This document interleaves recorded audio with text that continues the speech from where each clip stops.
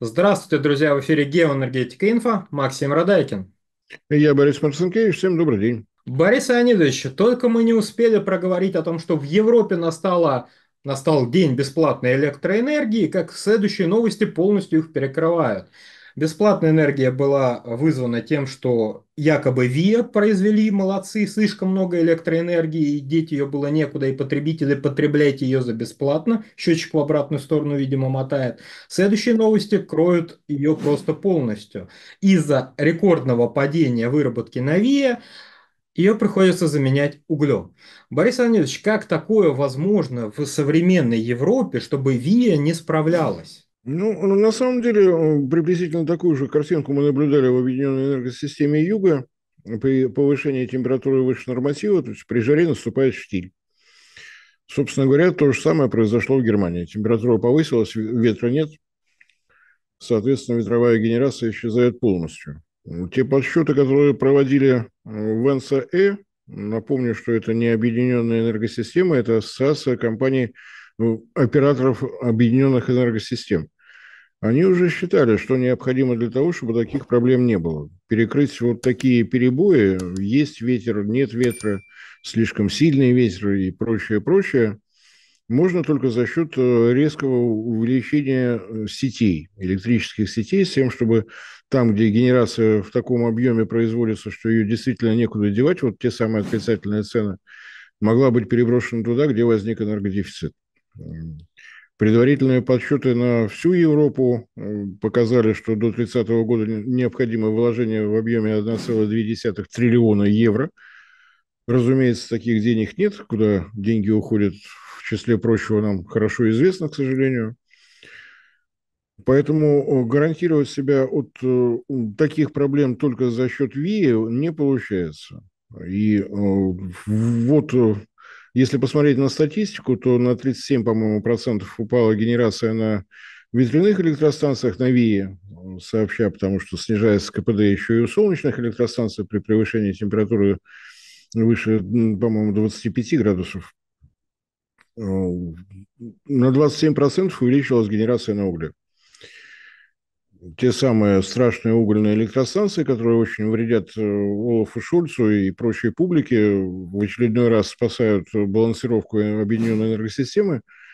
И так будет происходить с неизбежностью. На погоду мы по-прежнему влиять не можем. У нас, конечно, в России есть одна женщина, которая умеет тучи разводить руками, но она, к сожалению, только на эстраде.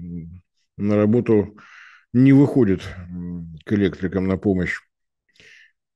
Что будет происходить дальше? Ну, как всегда, есть два сценария. Один прибалтийский, продолжать отключать промышленность с тем, чтобы действительно генерации новее хватало в любом случае. Убираем крупные заводы, крупных потребителей электроэнергии и получаем нужный результат. Судя по всему, Германия намерена идти по этому пути, потому что если смотреть на те, так скажем, проекты, которые имеются в распоряжении, это полное отключение угольной генерации. После того, как Германия избавилась от атомной энергетики, она намерена изначальный план до 1938 года остановить все угольные электростанции, потом были взяты повышенные капиталистические обязательства и справиться с ними до 30 года. Тоже не очень хорошо по деньгам получается, потому что, естественно, владельцы угольных электростанций задают вопрос. Мы их строили не для того, чтобы закрывать, мы недополучим прибыль, мы не вернем инвестиции, которые по вашим же требованиям делали, для того, чтобы соблюдать все более строгие экологические нормативы. Поэтому, если вы хотите, чтобы мы закрылись, платите деньги. На мой взгляд, совершенно разумный подход. Справится Германия с этим или нет, сказать сложно. Я очень надеюсь, что и на следующих выборах победит эта же коалиция, тогда они справятся со всем. В Анну Лену Бербак я верю. Роберт Хайек, человек и велосипед, просто вот мой любимый политик. Если говорить серьезно, то на момент формирования нынешнего состава правительства была проведена серьезная экспертная работа, как раз не бизнесом, не столько бизнесом, не столько политиками, сколько бизнесом. Они тоже оценивали, что будет, если тенденция на закрытие угольных электростанций будет продолжаться. Единственный разумный вариант – это строительство новых газовых электростанций. Если вы выключили угольную, то вот на тот момент, когда пришли тучи и стих ветер, надо что-то делать, нужно строить газовые электростанции. Что происходило после этого, вы помните. Хозяин взорвал трубопроводы, халдеи сказали, ну хорошо, теперь строительство новых газовых электростанций с учетом того, что не работает ни один газопровод из России для Германии, Ямал-Европа не работает, оба северных потока не работают. В конце года заканчивается срок действия транзитного договора между «Газпромом» и оператором газотранспортной системы Украины. Единственные трубопроводные поставки, которые в Германии сейчас остались, те, которые идут из Норвегии. Европайпом их два морских газопровода с месторождений в Северном море. Все остальное СПГ.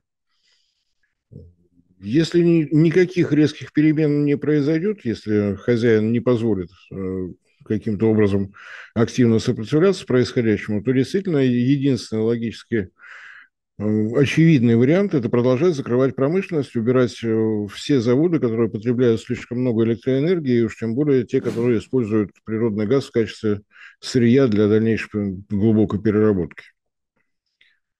Либо отказаться от всех планов, связанных с закрытием угольных электростанций, может быть, переводить их в резерв вот на такие периоды, когда погода не позволяет вырабатывать электроэнергию новее. Но для этого нужно опять пересмотр коалиционного соглашения партий, входящих в светофор. Я надеюсь, что никакого соглашения достигнуто не будет, и мы, наконец, увидим Германию в том ее естественном состоянии, в котором она, на мой взгляд, и должна находиться. Там достаточно неплохая земля для того, чтобы выращивать картошку. В южных регионах хорошо идут томаты, огурцы. И этого, на мой взгляд, вполне достаточно, потому что Германия в том виде, в каком она есть сейчас, с ее реваншистскими планами агрессии в отношении России и прочему, ну, на мой взгляд, лишнее на политической карте. Но это я уже ушел в политику. По энергетике вот так, да. На день сегодняшний Рурский угольный бассейн, возможность вырабатывать электроэнергию на буром угле, который в Европе на всякий случай назвали лигнитом, видимо, чтобы никто не понимал. Но в Русском бассейне есть и энергетические марки угля, и каменный уголь имеется. То есть, если вернуться к здравому смыслу, то, может быть, есть резон все-таки заниматься не ликвидацией промышленности, а модернизацией угольных электростанций. Китай и Япония совершенно убедительно доказали, что при введении всех новых изобретений, конструкционных и инженерных решений, нагрузка на окружающую среду от угольной электростанции может быть такой же, как от газовой электростанции такой же мощности. Да, это не самое дешевое удовольствие, но технически это осуществимо. Если речь идет действительно о том, чтобы охранять природу, мать нашу, то это тот путь, который совершенно разумен. По крайней мере, в истории цивилизации человеческой такого еще не было. Ваш заводик загрязняет нашу речку, давайте поставим новые фильтры, и он перестанет загрязнять. И неожиданно Европа предлагает другой вариант. Ваш уголь загрязняет нашу речку, давайте вообще откажемся от угля. Не модернизируем работу, не будем что-то новое внедрять с тем, чтобы снизить наносимый урон, а просто закроем, ликвидируем. Такого в истории человечества не было, но Европа решила, что можно идти вот по такому пути. Посмотрим, что победит. Все как всегда, либо холодильник, либо телевизор. Пока телевизор явно лидирует в этой гонке, но не стоит забывать о том, что время от времени в Европе меняется власть, и не исключено, что поменяется власть еще и у хозяев Европы. Следим, наблюдаем и делаем выводы для себя, что делать можно, что делать нельзя.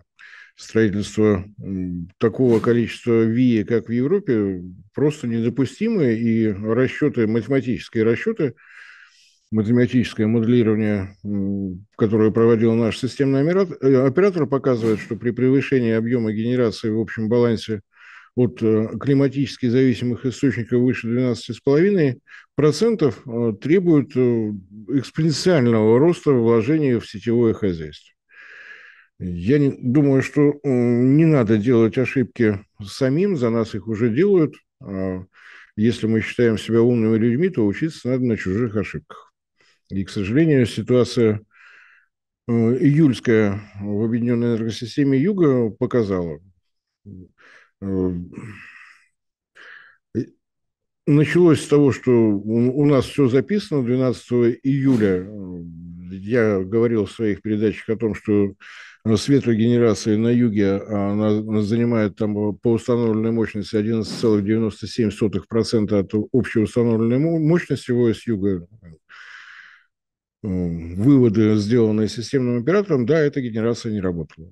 Если посмотреть не только на температуру воздуха, Гисметео архивы все на месте, можете проверить, скорость ветра в это время была от 2 до 4 метров в секунду. То есть ветровая генерация просто отсутствовала. Вроде бы, если брать среднее по палате, среднее по больнице, по итогам года выяснится, что колебания не сильно заметны, сколько ветра вырабатывало, столько и вырабатывает. Но вот те периоды, когда электроэнергия нужна больше всего, из-за погодных причин ее может не оказаться. А это говорит о том, что все эти ветрогенерации, ветроэлектростанции необходимо резервировать такой же мощностью на других ресурсных источниках, на традиционных, так скажем. Либо на угле, либо на газе, либо, если нам уж совсем нехорошо, давайте построим еще одну атомную электростанцию или хотя бы пару блоков добавим на Нововоронежской или на Ростовской. Варианты есть. Но идти по пути Европы известно, куда придем. Борис Леонидович, а если вот так ВИА подвело Германию, почему они так уголек в топочку начали кидать, они просто включили импорт, например, из Франции электричество? На самом деле, если посмотреть на размеры Европы, то она не сильно велика, и страны-соседи в погодных условиях находятся приблизительно в одинаковых.